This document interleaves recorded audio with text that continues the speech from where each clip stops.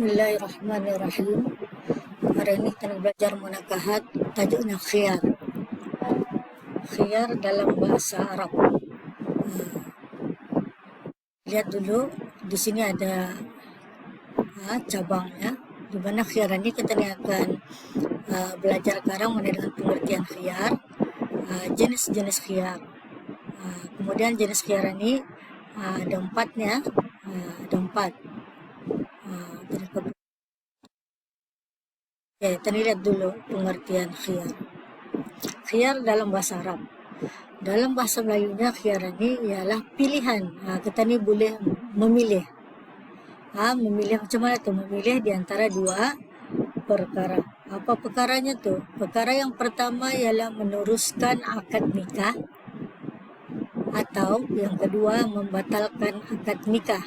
Artinya kita ni kalau sudah kita nikah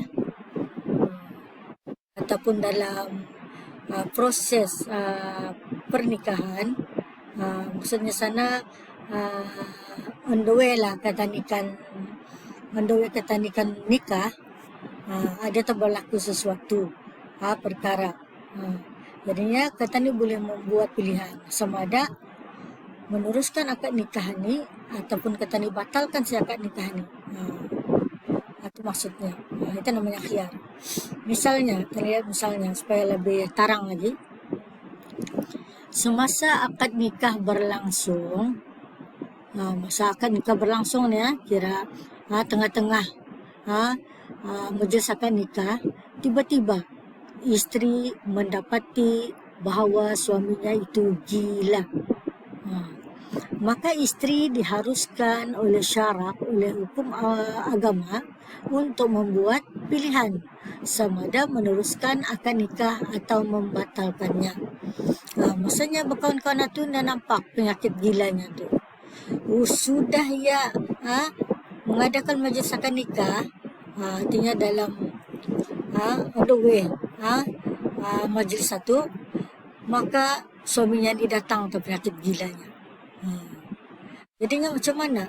Jadinya sini si isteri boleh membuat pilihan sama ada meneruskan akad nikah ataupun membatalkannya. Diharuskan, dibolehkan oleh syarak.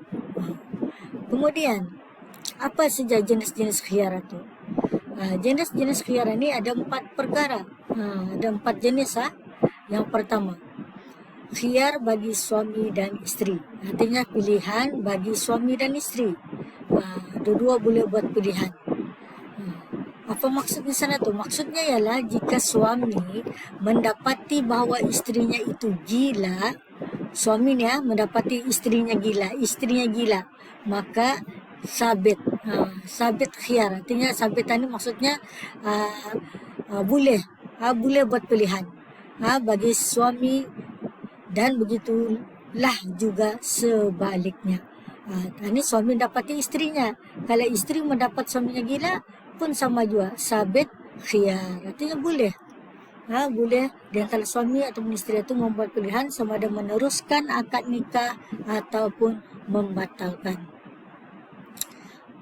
Sebab khiyar bagi suami dan isteri ada 3, iaitu bukan sesuatu membuat pilihan ni. Ada tu sebabnya. Ya khiyar tu. Yang pertama sebab dia gila.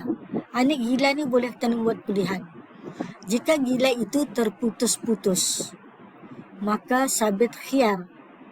Dan jika gila itu sedikit saja, maka tidak sabit khiyar. Seperti sehari dalam setahun. Sekali setahun kan gilanya tu. Indah malar. Dalam setahun tu indah malar.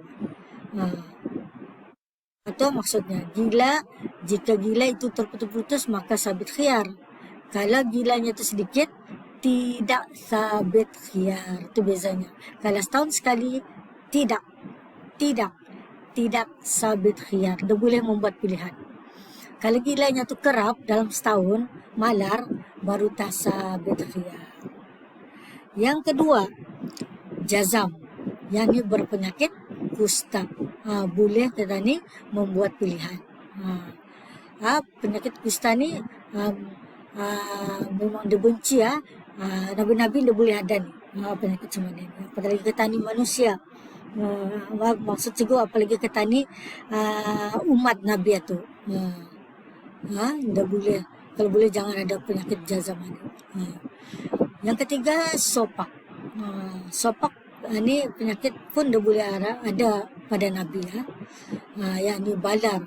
Semua penyakit kulitnya, penyakit kusta ni penyakit kulit, balar pun penyakit kulit. Sabit khiyar bagi suami yang ada penyakit sopak dan begitu juga sebaliknya. Ini sabit khiyar ni.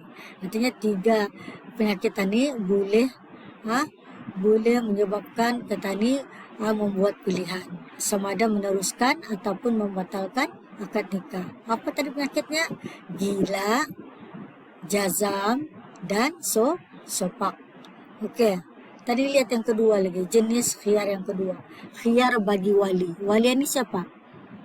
Bapa dan datuk. Jadinya bapa dan datuk ni boleh membuat pilihan. Tadi suami isteri boleh membuat pilihan. Ini wali, iaitu bapa atau datuk boleh membuat pilihan. Okey, tadi baca. Khiyar bagi wali ada 3 sebab. Walau bagaimanapun, perkara ini tertakluk kepada syarat dan sebab yang ada pada suami semasa berlangsungnya akad nikah. Iaitu yang pertama gila, yang kedua jazam, yang ketiga sopak. Sama tadi macam yang di atas khiyar bagi suami isteri. Wali pun cuma tu juga. Kalau mendapati bakal menantunya tu gila, jazam dan sopak ni, maka ia boleh membuat pilihan. Okey tertakluk tu kepada syarat-syarat dan sebabnya. Gede. Yang ketiga lagi, khiyar bagi suami sahaja. Suami saja ni memperkhiyar. Jadinya macam mana tu? Apa tu? Khiyar bagi suami ada 2, iaitu yang pertama ratqa'u. Dalam bahasa Arabnya ratqa'u. Melayunya tersumbat tempat jimak perempuan dengan daging. Artinya kemeluan perempuan itu ada ketumbuhan. Ketumbuhan sehingga kan sukar ataupun payah kan bersetubuh itu. Itu artinya tersumbat tempat jimak perempuan dengan daging. Yang kedua qarna'u. Apa arti qarna'u? Di dalam bahasa Arab Melayunya tersumbat tempat jimak perempuan dengan tulang. Artinya tempat kemeluan perempuan itu ada ketumbuhan tulang sehingga kan sukar dan payah ketanikan bersetubuh. Artinya suami boleh membuat pilihan sama ada meneruskan perkahwinan itu, pernikahan itu ataupun membatalkan. Kalau ada orang berfikiran juga barang ni boleh dibuang, operation misalnya. Artinya ia boleh meneruskan. Kalau sekiranya ia ada banyak fikir lagi, masih memikirkan indah jadi nikah, ia boleh membatalkan. Itu saja. Okay. Ingat itu khiyar bagi suami saja ada 2 nih jenis perkara yang boleh membatalkan akad nikah ataupun boleh diteruskan. Ratqa'u dan qarna'u. Okay, info di sana tadi lihat. Tidak dikira khiyar bagi suami jika istrinya itu istihadah. Istihadahnya apa? Darah penyakit ataupun berbisul. Atau bisul kan? Ataupun berpenyakit gatal. Ataupun penyakit gatal ini. Sama ada penyakit eczema kah? Penyakit kulit gatal kah? Misalnya belum baik-baik. Jadinya sini indah dikiranya kalau 3 perkara ni, 3 jenis penyakit ini istihadah, berbisul, penyakit gatal ini indah dapat buat pilihan. Okey. Kemudian yang keempat, jenis khiyar yang keempat ialah khiyar bagi isteri saja. Tadi suami. Suami ada berapa tadi? Ada 2, qarna'u dan ratqa'u. Kalau isteri pun ada 2 juga. Apa dia? Okey, kita lihat. Isteri boleh membuat pilihan sekiranya ia mendapati suaminya yang pertama terpotong semua. Apa yang terpotong itu? Kemaluannya yang terpotong. Semua. Artinya dah ada kemaluan lah tu. Semua sudah terpotong. Atau setengah zakar suami. Setengah zakar ini separuh. Separuh. Apa yang kata itu? Kira putut lah. Yaitu kira-kira tiada tinggal daripadanya qadar hasyafah. Qadar hasyafah ni kira-kira tiada tinggal. Tiada tinggal ni maksudnya tidak ada lagi nampak. Kira kepala hasyafahnya tu, kemeluannya tu tidak ada lagi ada. Itu boleh membuat pilihan sama ada meneruskan akad nikah ataupun membatalkan akad nikah. Kalau sudah tidak ada kemeluan, macam mana kata nikah mendapatkan keturunan?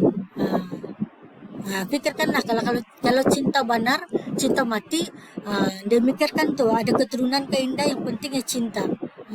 Dia boleh neruskan. Okey, yang kedua unah.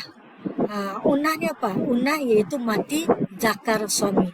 Mati zakar suami ni atau zakarnya lemah daripada wati.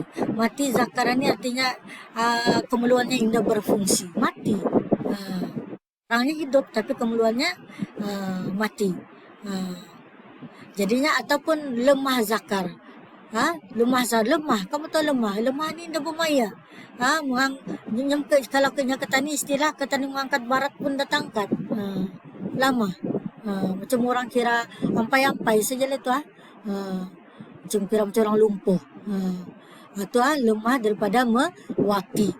Dengan syarat unah itu telah ada sebelum mereka bersetubuh. Dengan syarat unah itu telah ada sebelum mereka bersetubuh.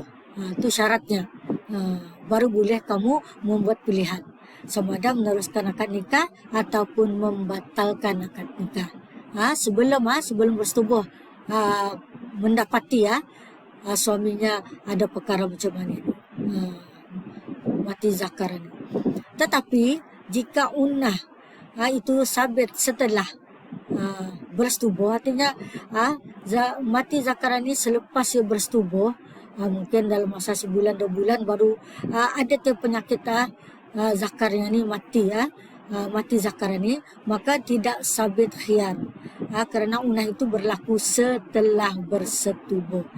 Sekiranya penyakit mati zakar ni setelah bersetubuh, maka tidak boleh kamu membuat pilihan. Kenapa tidak boleh buat? Kerana ia berlaku setelah penyakit itu datang setelah bersetubuh. Faham tu? Okey, infonya di sana khunsa yang pundan. Khunsa bahasa Arab, dalam bahasa Melayu pundan. Yang pertama pundan yang ditentukan bahawa ia lelaki atau perempuan, yang khunsa wadih. Wadih ni terang. Maka tiada sabit khiyar. Pundannya walaupun ia ada 2 kemeluan, lelaki dan perempuan, tetapi yang ketara di sini ia memakai kemeluan laki-laki contohnya. Yang perempuan dia lagi berfungsi. Ia namanya khunsa wadih. Pundannya terang. Nyata bahawa ia ni adalah laki-laki. Kalau laki-laki dia berfungsi, perempuan saya berfungsi, pun dia namakan khunsa wadih juga. Itu maksudnya. Yang kedua, pundan yang tidak ditentukan bahawa dia lelaki atau perempuan. Maksudnya sini dua-dua berfungsi. Tempat laki-laki ini pun keluaran kami, tempat perempuan ini pun keluaran kami. Maka ini dinamakan khunsa muskil. Artinya dua-dua hidup. Dua-dua berfungsi, maka nikahnya adalah tidak sah. Artinya mana satu ni mesti tentukan yang ni siapa, laki-laki ataupun perempuan. Jangan dua-dua. Kalau dua-dua dia makan khunsa muskil dia. Tahu muskil kita ni bayangkan, kita ni muskil, kita ni megang kepala. Macam berfikir gitu, muskil ni berfikir. Okey itulah mengenai dengan tajuk. Tajuk apa tadi? Tajuk khiyar. Jadi di sini ada rajahnya. Ada rajah. Mengenai dengan surah khiyar. Mata nilai rajahnya. Kan di sini.